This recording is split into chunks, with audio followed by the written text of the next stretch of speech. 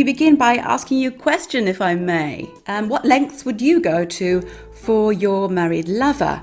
Would you help her conceive a plot to murder her husband?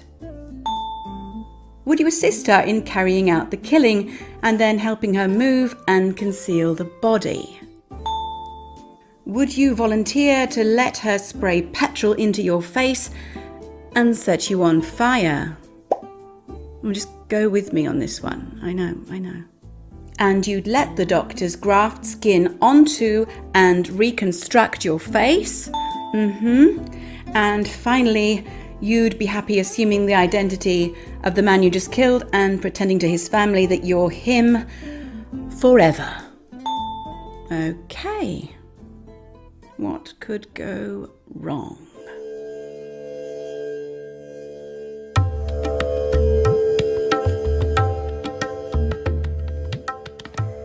Our story starts in 2017 in Hyderabad, India.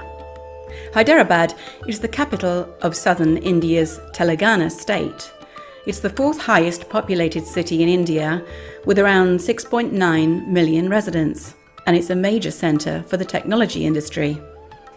One of its most famous landmarks is the Charminar, translated as Four Pillars, a monument and mosque built over 400 years ago. It's also where 32-year-old Sudhakar Reddy lived, with his wife Swati and their two young children. To the outside, they were a normal family, but, like many people, scratch the surface and you'd uncover a different story. One evening, in November of 2017, Sudhakar's parents received a phone call from Swati, his wife. She was almost hysterical, calling from the Apollo Hospital in Hyderabad, where she told them Sudhakar had been taken. She said that 4 men had broken into the house and attacked them, throwing acid into his face. His family rushed to join her at the hospital, where they learned that he was suffering from deep second-degree burns to areas on the head, face, shoulders, chest, and also a couple of patches on the hands and feet. Swati had already made a statement to the police, but even so, his family members immediately felt that something wasn't right. They expressed their doubts that the bandaged man lying in front of them in the hospital bed was actually Sudhakar.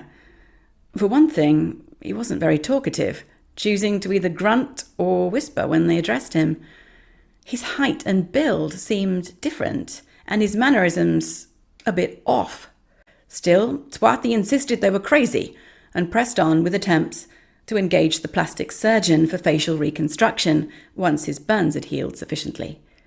It was the last straw for Sudhakar's parents when, as hospital orderlies approached, bearing his lunch, a mutton bone broth, he declined the offer, saying that he couldn't possibly eat it as he was a vegetarian.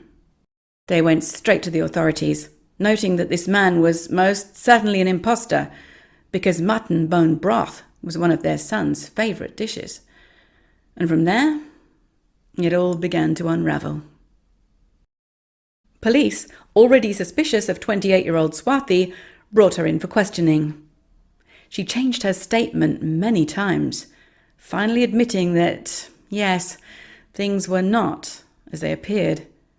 She introduced into the conversation a man by the name of Rajesh Ajikolu, a physiotherapist that she'd been going to for several years. She claimed Rajesh had saved private photographs taken of her during their appointments and was blackmailing her to have a physical relationship with him, even going as far as to threaten the safety of her husband and their children. Swati, however, couldn't keep her story straight. The police searched for this mystery man, Rajesh, for days. His mother told them that he'd said he was going away to attend a wedding, and no one had heard from him since. Now, eventually, due to mounting pressure from all sides, Swati caved and confessed that she had killed her husband, Sudhakar, and the man in hospital was actually her lover, Rajesh. Swati was arrested, and soon afterwards she took police to the remote spot where Sudhakar's body had been dumped. She told investigators that she had started to go to Rajesh's clinic for physiotherapy 2 years ago.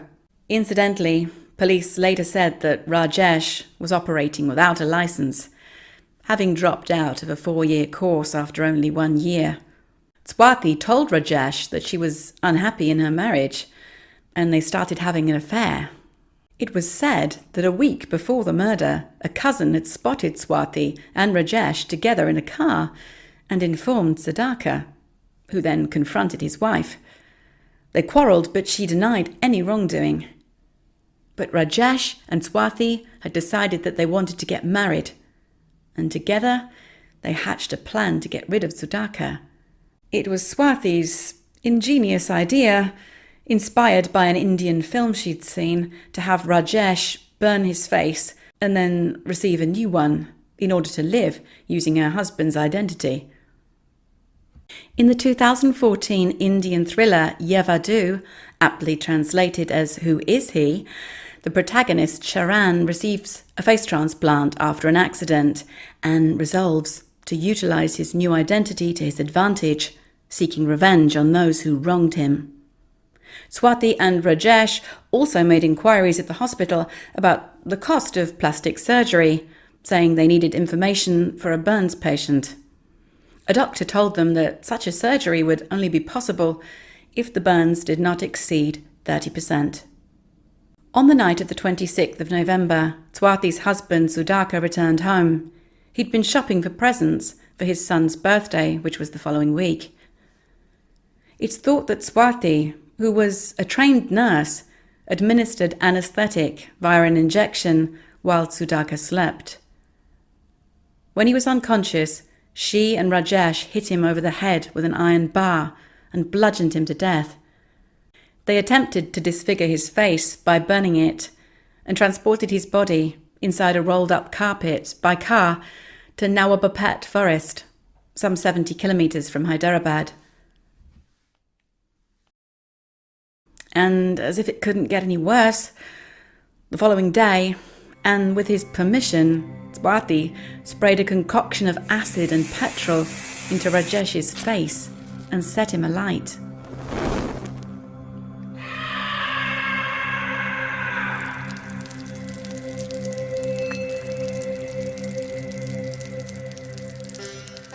Sudhakar's parents received a phone call that their son had been attacked and was in the hospital with 30% burns to his body. They came immediately and took care of the deposit for the hospital administration charges. Swati was already busy making arrangements for her husband's treatment, but very quickly Sudhakar's relatives began to smell a rat. When doctors came to change the patient's face dressings, Swati made the family leave the room. They were forbidden from asking him to talk. Instead, he could write down his responses to their questions. After the mutton bone broth incident, it had become apparent that the miserable creature wrapped in bandages was unable to keep up the pretense any longer either. The authorities were called, and the net was closing in on Swati and Rajesh. Following her confession and the discovery of Sudhakar's body, authorities confirmed the true identity of patient X in hospital by means of fingerprints and a retina scan. As a result, she was arrested and charged with the murder of her husband, Sudhakar. Rajesh was permitted to recuperate in hospital on the condition that when doctors discharged him, he would be taken into custody. పెట్రోలా లేకుంటే కెమికలా? I feel petrol. It is basically petrol. మరి ఒకేసారి అట్లా పడినప్పుడు మొత్తం body అంతా కూడా మంటలు రావాలి కదా, ఎందుకు ఆ part? No, it doesn't normally it doesn't happen. So we're all petrol was like poured on the face. It is sprinkled, not poured, sprinkled, sprayed over the face, neck, chest, and some areas on the back, and small islands on the hand and the feet. And that was not deep burns. Okay, it was a second degree superficial burns that has healed. కానీ మీరు చూసి ఉంటారు అతన్ని కూడా, అతడే పోసుకున్నట్టుగా ఉందా వేరే వ్యక్తులు పోసినట్టుగా? No, that is difficult to say. That is very unlikely that he has poured.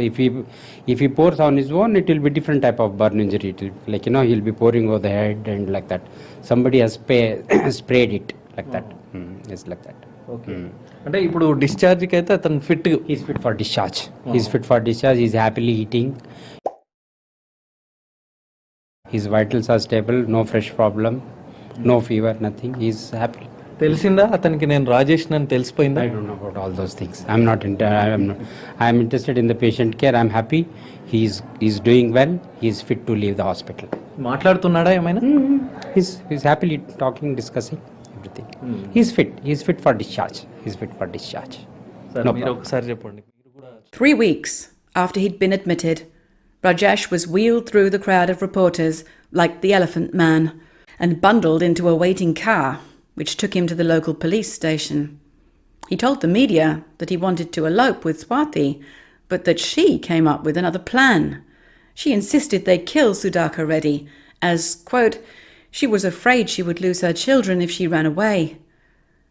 She also said that her parents would be shocked if they eloped, as opposed to how they'd feel if she, murdered a man in cold blood and... Never mind. Incredibly, it appears there's been no resolution to this case. For whatever reason, Swati was released on bail earlier this year.